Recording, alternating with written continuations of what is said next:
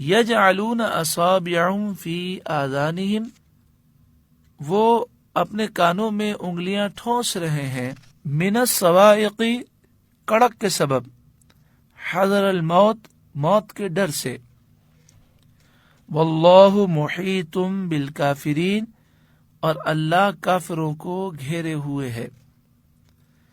اس آیت کریمہ میں منافقین کی ایک اور مثال بیان کی گئی اور فرمایا گیا کہ یہ وہ لوگ ہیں جب دیکھتے ہیں کہ مسلمانوں کو مال غنیمت مل رہا ہے، اسلام کی برکتیں نظر آ رہی ہیں، تو ان کا دل یہ ہوتا ہے کہ یہ اسلام کی طرف آئیں۔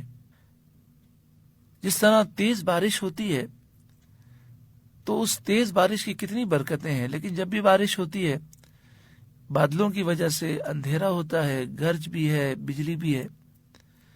عقل مند، دانا، سمجھدار بجلی اور گرج کی وجہ سے اور اندھیرے کی وجہ سے کبھی بھی یہ دعا نہیں کرے گا کہ بارش نہ ہو۔ تو بارش کی برکتیں ہیں لیکن کچھ مشقتیں بھی ہیں۔ تو جس طرح اسلام ایک عظیم مذہب ہے اور یہ رحمت کی بارش ہے، لیکن اسلام پر عمل کرنے میں قربانی بھی دینی ہوتی ہے، مال بھی خرچ کرنا ہوتا ہے، اور جہاد میں بسا اوقات حضور کے نام پر جان بھی دینی ہوتی ہے۔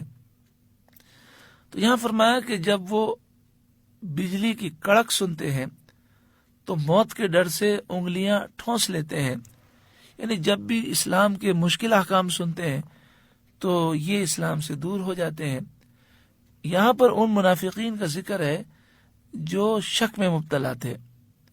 پہلے جن منافقین کا ذکر تھا وہ پکے منافق تھے، اب یہ وہ منافق ہیں کہ کبھی سوچتے ہیں اسلام سچا مذہب ہے اور کبھی جو ہے وہ کفر کو صحیح سمجھتے ہیں۔ تو جب اسلام کی برکتیں اور فوائد دیکھتے ہیں تو اسلام کی طرف مائل ہوتے ہیں، اور جب تکلیفیں نظر آتی ہیں تو پیچھے بھاگتے ہیں۔ اسی بات کو آگے مزید سمجھایا گیا، یکاد البرق یخطف ابصارہم، بجلی یوں معلوم ہوتی ہے کہ ان کی نگاہیں اچک لے جائے گی۔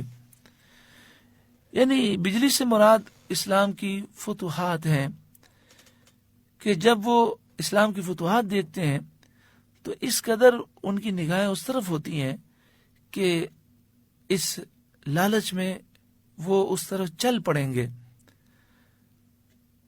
یکاد البرق یخطف ابصارہم، بجلی یوں معلوم ہوتی ہے کہ ان کی نگاہیں اچک لے جائے گی۔ یہاں پر اشارہ اس طرف ہے کہ اسلام کی برکتیں اور مال غنیمت دیکھ کر ان کی آنکھیں لالچ سے بھر جاتی ہیں۔ کلما اضاء لهم مشوا فیہ، جب کچھ چمک ہوتی ہے اس میں چلنے لگتے ہیں، یعنی اسلام کی برکتوں سے فائدہ اٹھاتے ہیں تو اسلام پر چلنے لگتے ہیں اور دل اسلام کی طرف مائل ہوتا ہے۔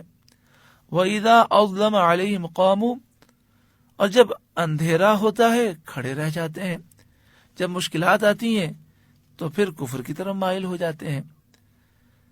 تو یہ منافقین کی دوسری قسم تھی۔ مومن کو چاہیے کہ وہ عقیدہ مضبوط رکھے، حالات کیسے بھی ہوں حضور سے وفاداری کرے، اسلام کا وہ وفادار رہے۔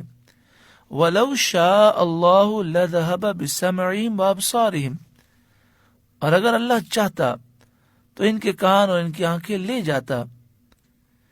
یعنی ان لوگوں کی جو حرکتیں ہیں یہ اپنے کان سے اپنی آنکھوں سے فائدہ نہیں اٹھا رہے، تو اللہ چاہتا تو انہیں اندھا کر دیتا، بہرا کر دیتا، لیکن اللہ تعالیٰ نے فضل فرمایا ہے، ڈھیل دی ہے، انہیں چاہیے کہ وہ اس سے فائدہ اٹھائیں اور توبہ کریں۔ ان اللہ علی کل شیء قدیر، بے شک اللہ سب کچھ کر سکتا ہے۔ اللہ تعالیٰ ہمیں نفاق سے محفوظ فرمائے، نبی کریم صلی اللہ علیہ وآلہ وسلم سے سچی پکی محبت اور وفاداری نصیب فرمائے۔ اللہ تعالیٰ ہر گمراہ شخص سے ہمیں محفوظ فرمائے، ہمیں، ہماری اولادوں کو، ہماری نسلوں کو اللہ تعالیٰ عاشق رسول بنائے، ایمان پر ثابت قدمی عطا فرمائے۔